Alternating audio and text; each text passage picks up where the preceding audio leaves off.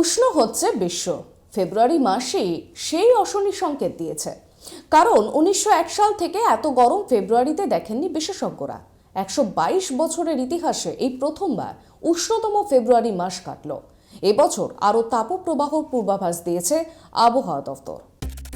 দেশের হাওয়া অফিসের তরফে জানানো হয়েছে, আগামী ৩ মাসে ভারতের বেশিরভাগ অংশে তাপপ্রবাহ বইবে। আর গোটা ফেব্রুয়ারি মাসে দিনের সর্বোচ্চ গড় তাপমাত্রা স্বাভাবিকের থেকে ১.৭৩ ডিগ্রি সেলসিয়াস বেশি ছিল। ১৯০১ সালের পরদিন নিরিখে এটি ছিল সর্বোচ্চ তাপমাত্রা। আলিপুর আবহাওয়া দপ্তর থেকে এই আশঙ্কার কথা শোনানো হয়েছে।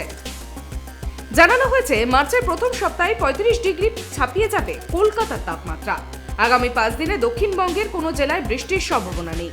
হাওয়া অফিস সূত্রের খবর, আগামী ৪৮ ঘন্টায় প্রায় একই রকম গরম অনুভূত হবে দক্ষিণবঙ্গের জেলাগুলিতেও।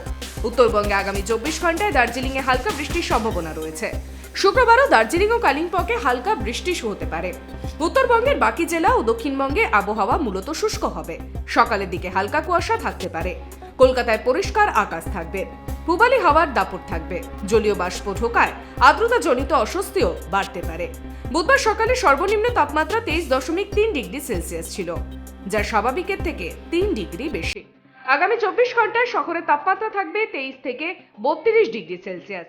এদিকে গত সপ্তাহে উত্তর ও পশ্চিম ভারতের বেশিরভাগ অংশে সর্বাধিক তাপমাত্রা স্বাভাবিকের থেকে ৫ থেকে ১১ ডিগ্রি সেলসিয়াস বেশি ছিল। ভারতের কিছু অংশে এত গরম কেন?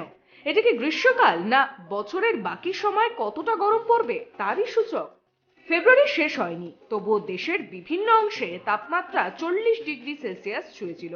বর্ধিত তাপমাত্রার এই তাপপ্রবাহের সম্ভাবনা নিয়ে ইতিমধ্যেই উদ্বেগ প্রকাশ করেছে সরকার। Bureau report, tribe TV.